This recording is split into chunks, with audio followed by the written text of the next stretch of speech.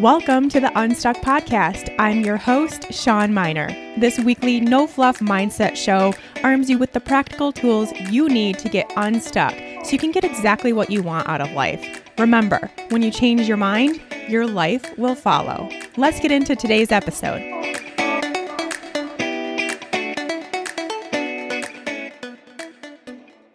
Hey there, friends. Welcome back to the Unstuck Podcast. I'm Sean, your host on each and every episode of Unstuck. Happy to have you all here, whether this is numero uno or you check back every Friday. I love you all. I'm so grateful for you all. I'm so grateful that this is what I get to do for a living. It is so much fun and so much fun to connect with you all. If you haven't yet sent me a message to just chat and let me know who you are and I don't know what you're getting unstuck from, anything you want to share with me, make sure you do so over on Instagram at Sean Miner. I check my DMs all the time. I respond to all of them. And I want to chat with you. I want to know a little bit more about you so I can visualize you as I'm recording these episodes. It really does help, I promise. It's amazing. All right, today we have a very special guest, and this is a guest I just have so much in common with her, so I wanted to have her on for that reason. But also, I want to share her love of nature with you all. You know how much I love nature. And to find someone who has the same amount of love for it is amazing, but also how she has found these healing properties, body, mind, and soul within nature, and how she has now created a business around that, which is really phenomenal. I just love everything about her. I love the conversation we had. I hope you enjoy it too. So let me do a little introduction of Natasha, and then we will get into the episode. Natasha Deganello Giraudie is a mother, nature practice teacher, and filmmaker. She helps nature lovers find deeper soul nourishment while healing our relationship with the earth. After leading outdoor retreats for groups from the United Nations, the San Francisco Botanical Gardens, and One World Ayurveda in Bali, she created Nature Practice Foundations, a unique online experience for people who are looking for more calm and clarity in their daily lives without having to move to the forest or become a monk. Her programs are influenced by 20 plus years of studying with the Dalai Lama, nature retreats with Thich Nhat Hanh, exposure to naturalists like Jane Goodall and Sylvia Earle, and a lifelong learning from indigenous people from Venezuela, where she grew up, to California, where she now lives. All right, let's hear from Natasha. Natasha, thank you so much for coming on the Unstuck podcast today. Thank you so much, Sean. I'm so happy to be here. I love your podcast. Yeah, and I really appreciated you reaching out to me to come on the show because we have something very similar. We have something in common that I think both of us are really passionate about and really want to help others get involved too, which is that of nature. And I think all of the listeners know what I do on a pretty much daily basis is get out in nature. And it's something that I recommend pretty much in every episode as a way to connect with yourself and your body and your spirit and your energy and intuition and all of it. And you agree that's something that you have taken into account in your own life and now is also your career path, it sounds like. So I want to get into all of that with you. But let's start with, I just want to hear more about who you are, where you came from, what your life has been like, and why you are now doing what you do. Okay, wow. Well, let's see. I grew up in Venezuela. That's a big part of my story, in a big city in Caracas, but a city that has not been completely overtaken by urbanization. And there's still little patches of rainforest to be seen. There's a beautiful big mountain. And that was a part of my life growing up. And my parents were very adventurous, and so they would take us often out into the wilderness. My father also sailed, so we had a little sailboat and we would go out into the Caribbean.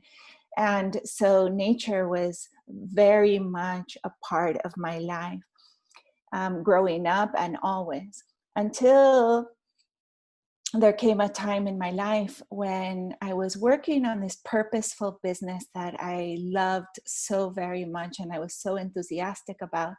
But what I didn't notice in my enthusiasm is that I was getting further and further away from nature. I was spending so much time in front of my computer, and there would be days where the only nature I would get exposed to is like, the backdrop of my of my phone or something like Mm-hmm. that. And that self-care got neglected, but it was kind of like the sneaky way of getting neglected, because I just felt so positive about what I was doing that I wasn't even really noticing that it was happening, until I just became so exhausted and so tired that I wasn't able to work for a few months. And I had to take a break. And during that time, luckily I was still, I still had that connection with my intuition, and my intuition led me to work as a volunteer on a beautiful organic farm close by here. And I didn't know anything about farming. I had a lot of experience being outdoors, but I could not tell the crop from the weeds. It was very early in the stage of the crop. And so when they asked me to weed an entire row, I couldn't understand why I was supposed to be pulling out the plants that had beautiful flowers. Oh my gosh. And but in that process of coming back to the land, getting my hands dirty, being surrounded by so much natural richness, I started to realize what I had been missing. And it was such a it was like a homecoming when you didn't even realize that you had become homeless. It's a kind of a strange sensation. And it was so powerful for me. And that experience and the farm led me back to the ocean, and the ocean led me back to the moon. And in realizing all that I had been missing, I just kind of made this deep commitment never to separate myself from that again. It was like a commitment to myself and a commitment to the earth, because it was a neglect of myself and also a neglect to the earth, to that primal relationship with the earth. And so that's kind of how it developed in my own personal practice.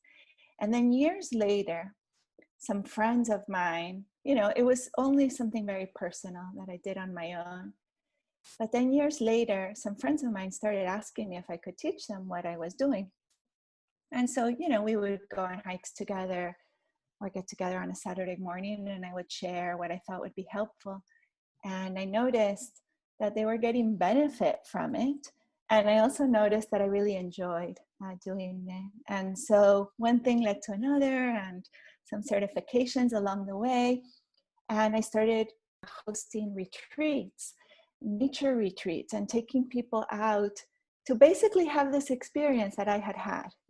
I basically took them out to fall back in love with the earth, to come back home, to a home they didn't even realize they had lost. And so I was recreating these experiences through my retreats, and it was really fantastic. And I had the opportunity, of hosting like groups from the United Nations and groups from the San Francisco Botanical Garden. And I was hosting retreats in Bali, at this amazing retreat center called One World Ayurveda. And then, the pandemic happened, right? So then I thought, okay, well, I guess that'll go on hold, and I was just trying to feel my way through this, not really knowing how long it would go for, but just pretty much being certain that I couldn't do this work anymore. And that's when a few people who had been on my retreats started calling me and asking if I could, I remember this one person called, he was from a tech company, and he had brought his whole team to do a retreat with me at the beach. And he called me, he said, look, my team is just feeling out of sorts, a lot of stress, a lot of anxiety. do you think you could do a nature retreat for them on Zoom? Mm. I was like, Well, I really think of myself as like a very creative person, especially when it comes to like imagining new things. But my response was like, are you smoking a lumpia? Like, no, we cannot do nature retreat on Zoom. Those are like opposites. They don't go together. I just don't see how it could work. But he insisted. And I liked him, and I have respect for him. And so I decided to give it a try. So basically, I took my laptop on my porch, and everybody on his team took their laptops out, to their terraces, to their front door, to wherever they could be outside. And we did this porch to terrace online nature retreat. And what was amazing to me, which I never would have imagined, was that basically the results were the same as they were when we went to this spectacular beach and we were all together. And that taught me, first of all, that it didn't really have anything, to do, the results didn't have anything to do with me being in person. So that was insightful. But most importantly was that it didn't even have to, this kind of benefit of deep intentional nature connection didn't even have to happen at a spectacular location. It could happen with the ordinary nature right outside your door. And that opened up a whole new set of possibilities for me. And since then, basically, shortly thereafter, I started offering a deeper nature practice program online. And I've been doing this, weekly with people all over the world now, all over the United States and Canada and Europe and Africa, Australia, Asia. I mean, it's just unbelievable. So that's kind of a bit of the thread of my wow. story. That is amazing. And it really is true. I think there's a lot that's happened during the pandemic, of course, good and bad, but there are so many of these wonderful cases where we're thinking outside of the box and using the power of technology, which, isn't always great, but does have some perks and benefits, especially when we can't all be together, and really finding ways to do these things that we think can't be done, finding ways to do them and finding ways to make it work. And in the process, really seeing how much we have at our disposal just right in front of us, right outside our door, right in our own grass, in our own yard, for instance. And especially with nature, I mean, nature's nature. And yes, there's wonderful, beautiful, spectacular parts of the world, but it all is still, even in your backyard, still has those same properties, still has the same energy, the same vibration anywhere you go. And that's so powerful and one of the beautiful things about nature. All right, so I want to get into more of what you said, but there's one thing that's actually probably not really anything related, but I can't get it out of my mind, and I really want to ask you about this. So you had this job, this business that you loved, but it was also wreaking havoc on you physically, mentally, emotionally, energetically, because you were tied to your computer. So what was that like to kind of have to abandon something that you actually really love to do, which is kind of rare to find, but because it wasn't doing anything for you, it was actually doing the opposite and causing more problems. What was that like? Yeah, it's a big learning experience. As is often the case, when you don't take the decisions that are right for you, sometimes life intervenes and makes them for you, and you have to kind of suffer through that pain. And that was the case in this particular business. But what it taught me to get to know myself a bit better, because we all have our personal flavors of challenges that we have to work with, and sometimes they come disguised in unexpected ways. So I have been fortunate in my life. For example, I don't necessarily have like this constant suffering of anxiety, for example, which is something that's very common and typical these days. But what I hadn't realized is that my, let's say, over enthusiasm for things that are very important for me can cause similar sorts of damage inside the body, can cause similar sorts of turbulence in your body than kind of being anxious in a fearful way. So what it taught me is that I have to put higher priority in terms of taking care of myself, no matter what I'm doing. And to the extent that I can take care of myself, then I can bring the right sort of energy into my work, and without overdoing it. And that's something that I constantly have to work with today, but as well, it's an ongoing thing, except for the difference is that today, before I look at my phone, before I look at my computer, before I check email or Instagram, I'm outside checking in with nature, checking in with myself, like extending the peace that comes from nighttime into the morning, engaging with the trees, with the bay, with the seagulls, with the sea lions that are right outside my door. And I can bring that energy, which is much more positive and healthy energy, into my work today. Whereas before it was a little bit like the feeling was a little bit obsessive. Mm-hmm. Yeah, that's kind of been like my work to do in my businesses and my projects, in the things that I get involved with. It's like having this combination of enthusiasm and then also like more flow, like more openness and receptivity. It's like balancing those two energies,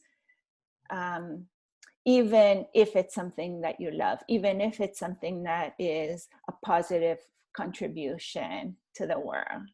It always requires kind of that balance of energies. Yeah, I've had the same experience in my business in the past, just going, not connecting with myself, not connecting with nature, not tapping into any sort of self-care, and, getting to a point where I literally couldn't do it anymore, similar to your case. And while I stuck with the same business, I just completely changed my approach. And at that point, and still today, for me, it's not worth it to make more money, have more success, whatever you want to call it, in exchange for that piece that I need, which is getting out in nature, which is I do pretty much every day at some point during the day, to almost kind of break up, that go mentality, that really passionate mentality I can get into with my business, which is great, but it only gets me so far if I don't take that break and find that calming, grounding sense that does come from nature for me. So I totally get where you're coming from. And I do want to talk more about that. So you talk about kind of this nature feeling and these results that you're getting from the people who are in your retreats.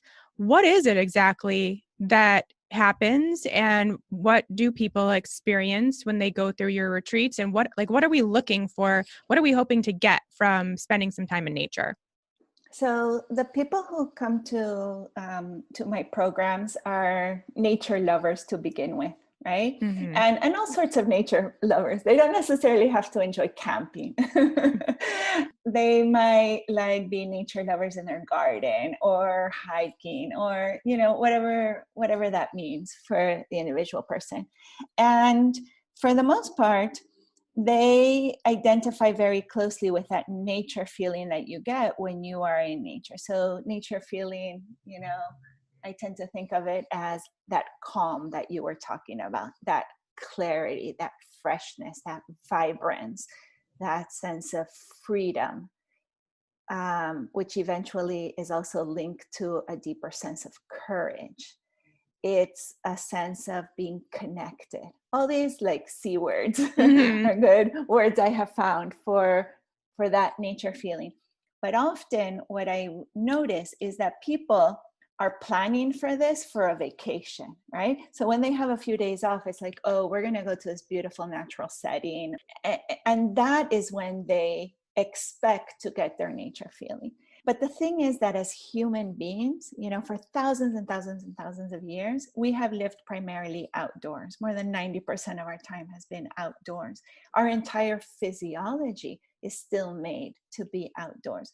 So our requirement for nature is actually a daily one, not just on a vacation once or twice per year. And so what my programs help to do is to show you how you can get that nature feeling in your everyday nature, how nature can support your well-being, can support your daily practice to establish this calm and this clarity, and to replace your irritability and your short temper maybe with more conscious responsiveness that is in alignment to the person who you want to be showing up as. So for example, I have a program called Nature Practice Foundations. It's a 6-week program. And so I chose 6 themes that we work on that I find offer you a good foundation for you to be able to take this on your own and continue your daily practice. And so we do things like meditation, but it's nature-centered meditation. So we don't do anything really with the breath at all. It's nature who is supporting kind of us entering into the benefits of meditation. We do journaling, there's poetry, there's movement, we include music. These different modalities, which basically come out of what had been my own personal practice, and so now I'm just sharing that with people so that they can include nature in their well-being practice and deepen their well-being practice along the way by bringing more nature into it. And the other thing I wanted to say is that today I only have the data for the United States, but in the United States, people are spending an average of 95% of their time indoors. Mm-hmm. And that, the more time we spend indoors, that is correlated with the unease that we're feeling inside. And to me, the way that I look at it is that we are suffering this great kind of biological homelessness because we have torn ourselves away from our home. And so that's why even when you just go outside, you're getting automatic benefits. Your entire body is responding to simply being outside. And so with my program, I help you to heighten that experience, especially because we're just spending so little time outside these days. But what happens is that people, the more they practice, the more priority they give to nature. And so they start finding all sorts of creative ways to be spending more and more and more time outside every single day. Yeah, well, once you develop that habit and you really do see the pretty immediate benefits that come from taking that time to go outside every day and get into nature, even if it's just for a few minutes, it's just so immediate. I don't think any of us can deny how we feel when we step outside and get some fresh air and put our feet in the grass, have the sun touch our face. Like, it's just undeniable, right? And hear all the beautiful sounds that come from nature and everything. So, once you commit to it and turn it into a habit, then you start getting those benefits and feeling the amazing feelings, and you just want more of that. So I'm sure it becomes almost like a really lovely addiction, I would say. Hopefully, at least that's how I feel about nature. Now, I want to talk to those listeners out there who would love to get in some nature, but they're surrounded by concrete and pavement and skyscrapers, because I'm sure we have some listeners who live in cities. What do you say to those people? What's some guidance that you can give the city dwellers? Mm-hmm. Yes. So almost all of the participants of my programs are city dwellers. So I understand what you're saying. And most of them come into the program, saying things like, there's no nature around me. And what's very interesting is that pretty much kind of the first week that we start getting into the program, they discover all this nature around them. So in the program, we're connecting with whatever nature is around you. And so in the most extreme cases, it might just be a little view of the sky, right? But it might be the tree right outside your door. It might be a little patch of grass or garden. It might be a neighborhood park. So it's whatever nature is around you. And we also, one of the great obstacles in a city is the noise. Because one of the things that we start getting a lot of enjoyment from when it comes to nature is from its soundscape, from the birds, and from the way that the breeze comes through the branches of the trees. And so one of the things that participants of my programs have noticed is that it's become encouragement to wake up early, because in the early morning you can get more of those benefits. Or it might be later in the evening. But even if we are in a very urban environment, there's always a little piece of nature to connect to. And by engaging with more intention with that little piece of nature that you might have access to, that helps you deepen the relationship in a way that you can start seeing these great benefits just from that. Mm-hmm. So we don't have to live near mountains or the ocean Mm-hmm. or rolling hills of grass to get the benefits. It just takes one patch of grass or one tree, one park, to be able to do Mm-hmm. this and to really get the benefits. It's so powerful. Yeah. All right, let's talk about intuition, because something we hold in common is that Mm-hmm. the nature is really kind of one of the only ways, to be honest, for me to really get good, solid, intuitive guidance. Mm-hmm. It just comes out. It's just that's where I guess I feel most safe. I feel most comfortable. My ego can take a back seat, and I can get in touch with my inner voice. And I think I know it's a spot for you too. So what do you Mm-hmm. think is really happening there, and how can we actually use that, especially for those of us who really do want to have that intuitive connection and are really working to make that a stronger part of our lives? Mm-hmm. Yeah. Yeah, I definitely agree that the deeper your connection with nature, the more open that channel for intuition becomes, for sure.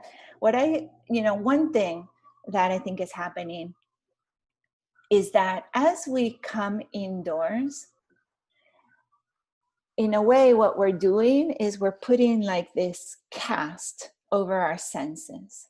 So, for example, and what happens when you put a cast over a muscle, then it creates like atrophy, right? You can't use it properly anymore. You reduce it to kind of its minimal function. And that's a little bit of what we're doing when we spend so much time indoors. Why?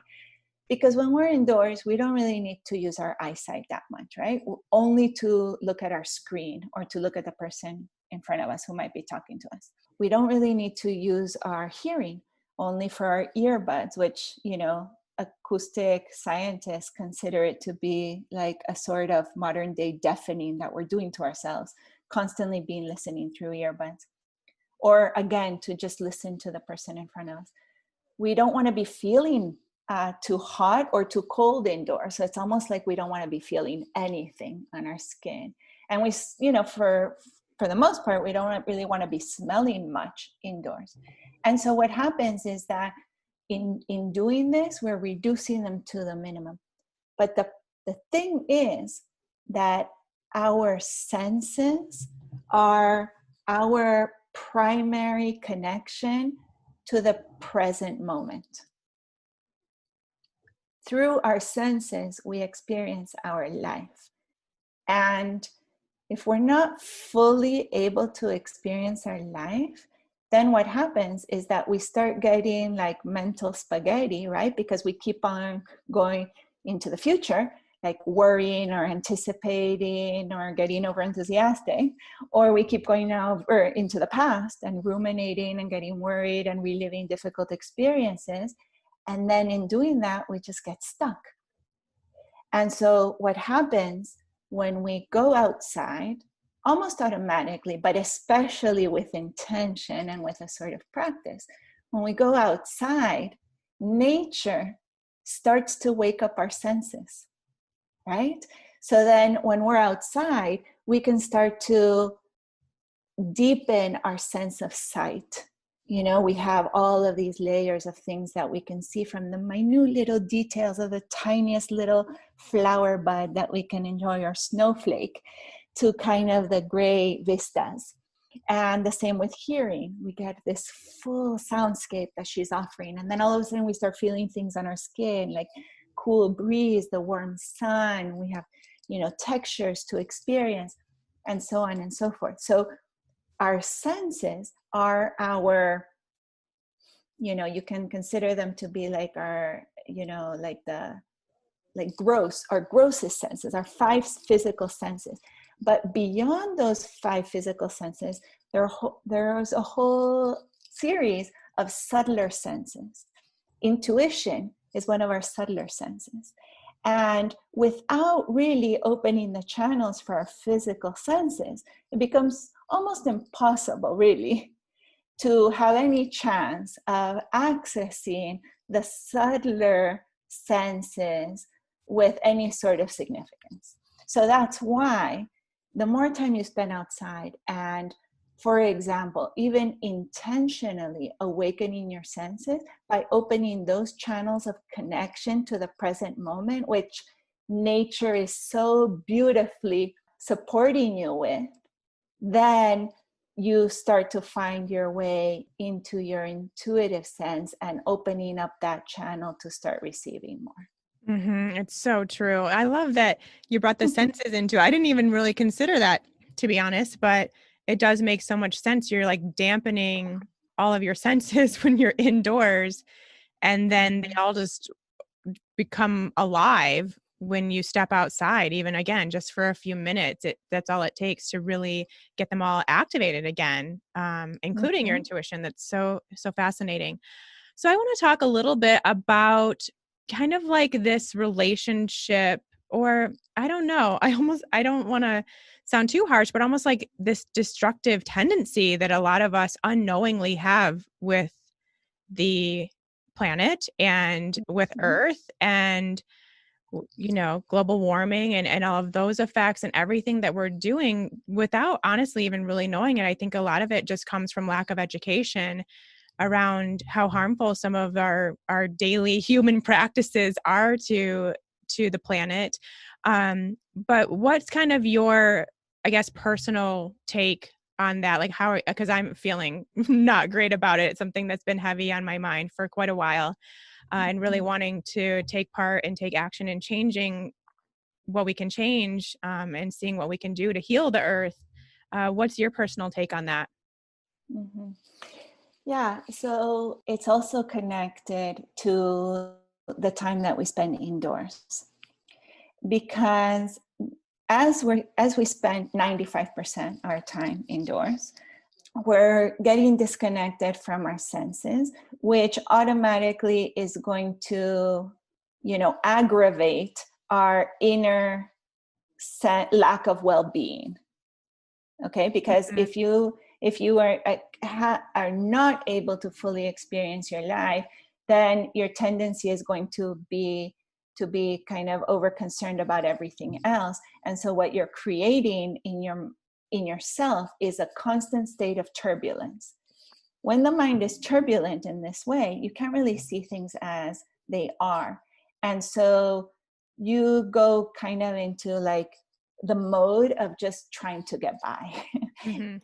And when you try to get by, then what happens is that it's very easy for you to be compliant with socially accepted behaviors that are actually very harmful for the earth.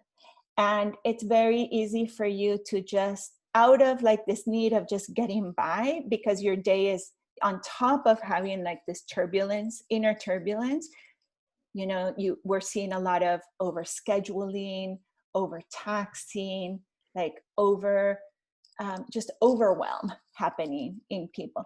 And so when you're in that state, then it's much easier for you to kind of just like do things that are accepted by society. And the thing is that right now, unfortunately, much of our modern society is still in this phase where we are experimenting with this economic relationship with the earth. So for the last few hundred years as human beings, we've decided that why don't we try to make ourselves wealthy at the cost of the earth? So that is the principal relationship with the earth, is one of exploitation and domination and trying to extract from the earth. And we've just taken it so far overboard that the earth is really hurting because of this. So when we start prioritizing kind of this deeper, more intentional relationship with nature, when we start going out more often into nature and getting the benefits for ourselves, what we are doing is we're waking up that very human love that we have for nature. We're waking that up again. And when we wake up that love, basically what's happening is that the relationship is transforming into a sacred relationship. So we're going from an economic relationship with nature to the sacred relationship that we have had as human beings for thousands and thousands and thousands of years. This kind of current relationship that human beings have with nature is a very kind of recent, within the grand scheme of things. You know, I see it as this recent experiment gone terribly bad. Mm-hmm. And we have to kind of consciously take ourselves away from that. And once we start going outside, then it becomes much more obvious to us that the things that are hurtful for the earth are no longer in alignment with us. They're no longer in alignment with how we want to be living our lives. Yeah, it's like as soon as you establish or reestablish that connection with nature, then the natural progression is to protect it. Right. And just think a little bit more, just be a little more conscious of your decisions and how that impacts what's now become a really sacred space for you and a really important thing to preserve. Such a big difference in just making that switch. And the first step is literally just getting outside and just spending a little more time outside than we currently are. So tell us a little bit about what your nature practice looks like, just what you do on a day-to-day personal level. Yeah, so my personal practice usually begins as soon as I wake up. So I live in the San Francisco Bay Area. So, you know, it's usually chilly around here. So I have a nice shawl and maybe a little beanie hat, and I make myself some hot tea and I'm right outside immediately. That's how I begin my day. I might go down to the bay for the sunrise. That's one of my favorite things to do. Or sometimes I might just be right outside my porch. And the way that I decide what my practice of that day is going to be is very intuitively. You know, I just get this intuition of what I want to be working on. And sometimes it might be awakening the senses. So it's kind of very literally asking myself, what am I seeing? What am I hearing? What am I feeling? What am I smelling? You know, just going through my senses, waking them up.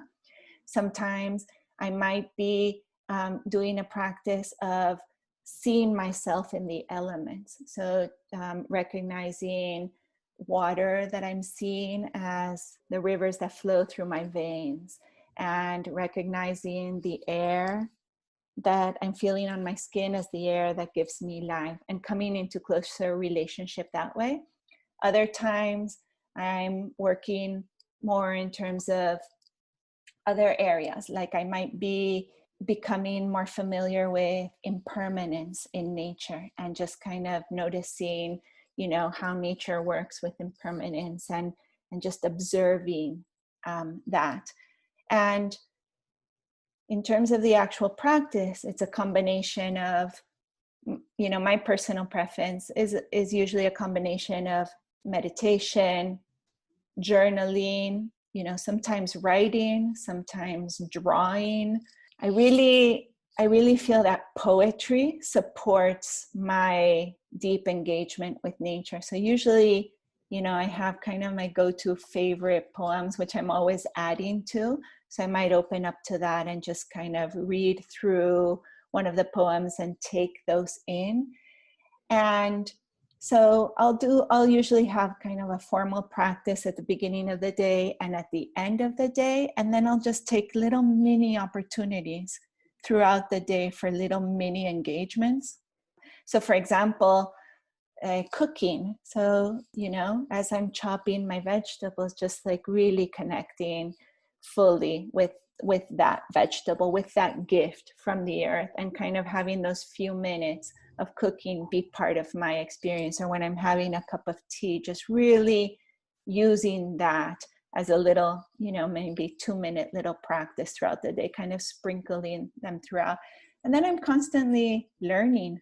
I'm taking classes, listening to teachers, reading books, and just really engaging with the native communities close to me.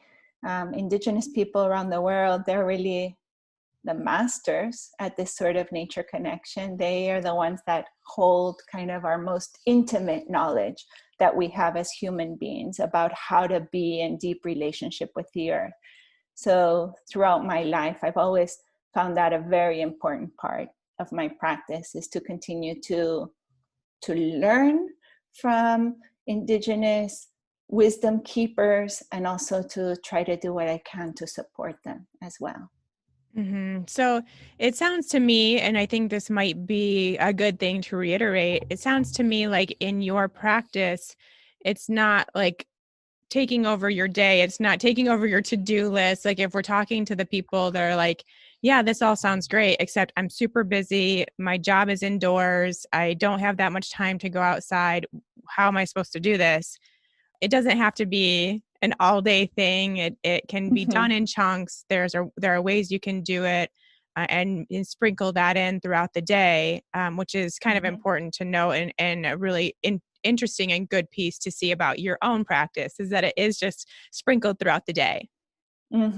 Yeah, the most important part of the practice is consistency. Yeah. All of my teachers have emphasized this. It's much better for you to be practicing 5 minutes per day than to do a 2-hour practice 1 day per week. So what's important is to figure out, like, what is the minimum commitment that you're able or willing to make for this sort of like coming back to nature, in a way, for this process of like, rematriation. I love that word, like coming back to the mother in a way. So what is the minimum commitment you're going to make? So if you say 10 minutes per day, then take that and take away a few minutes. So make it 7 minutes per day, and try to do that for a week. Why 7 and not 10? Because that little bit of like frustration, because what happens is that the practice is so good, it's so pleasurable, that you always want more of it. It's not like this grinding, you know, Like just like check it thing off that the you have box. to do. Yeah, Yeah, exactly. no, it's something really good. So you want to be left with that feeling of wanting a little bit more. That's what's going to get you to come back tomorrow and then the next day. So you kind of deprive yourself slightly to kind of support you developing a consistency if you don't have a consistent practice yet. And then from there, little by little, start adding just a few minutes, because what you want is to kind of have it steady through every single day. Keep coming back to it. Yeah. And always have something in your back pocket that no matter what, you can at least do this, right? Mm-hmm. Yeah, no Absolutely. matter what, at least before breakfast or before dinner, I can go out and spend 5 minutes on my porch, whatever it might be for you. Mm-hmm. So doable.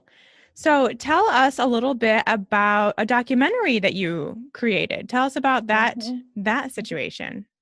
Yes. So when I was growing up, as I mentioned, my parents were very adventurous, and one of the things that was very important for them was to take us to visit indigenous communities in Venezuela who still lived on their ancestral lands and who still had this deep relationship with those lands. And to me, that had a huge influence. So, for example, even though I felt like I lived in the most beautiful place in the world, in Caracas, I was also very conscious as a child of the river that ran through our city, which is pretty much the filthiest thing that you can imagine. Mm. And there was always this sadness that I carried about this.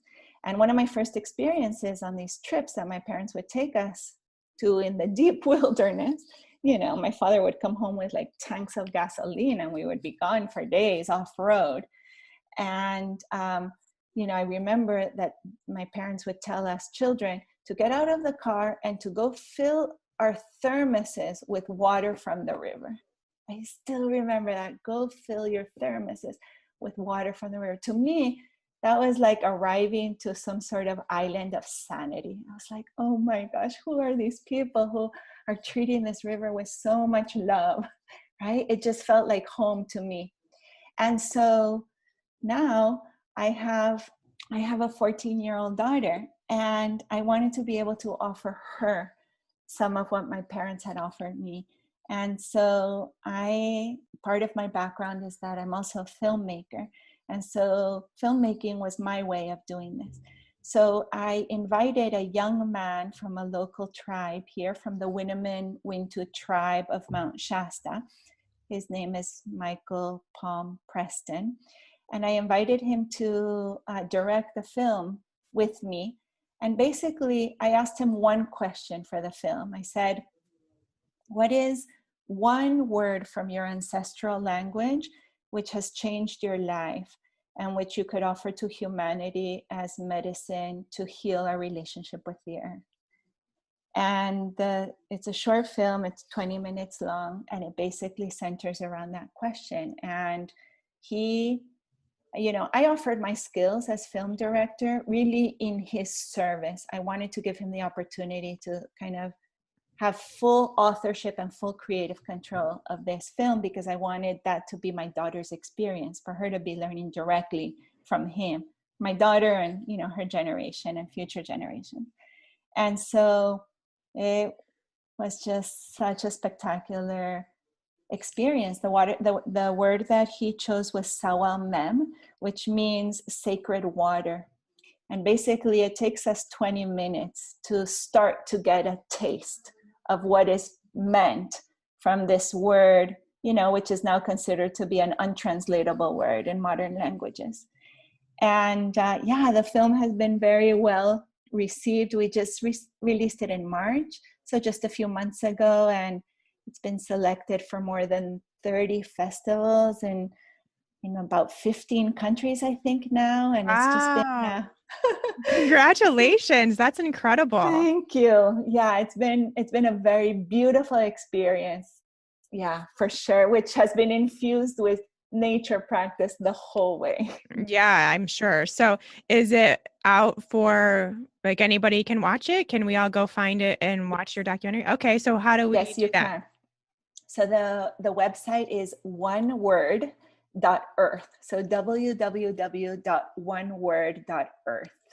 Cool. All right. I'm excited to go see that. I'm sure everyone else will check that out. And where can we learn more about what you do and your retreats that are now online and hopefully someday will be back in person? How can we learn more about you and what you do? So the best place is to go to my website, which is www.naturepractice.earth. So it's naturepractice.earth. And when you go there, I made this video series with 3 nature-centered practices that you can use every day, even in a city, to gain calmer presence and more clarity and kind of more brightness in your life. And you can download that for free at the website and learn about my programs there as well.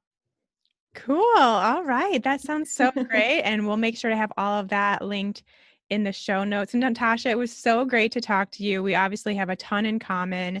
And I think we all just want collectively, all of us, to head outdoors a little bit more and to really soak up nature and to also bring it back to its natural state as much as we can and really do what we can to support your Earth's healing as well as our own healing. So Yes. thank you so much for spreading the message and sharing more about what you do. And we'll make sure everyone goes and checks out your work. So thank you so much for being here. Thank you so much, Sean. I really appreciate this conversation, and I appreciate you and the very important work that you are putting into the world. And I love the perspective that you bring in your podcast, and I look forward to continuing to listen to it. Thank you so much. All right, take care.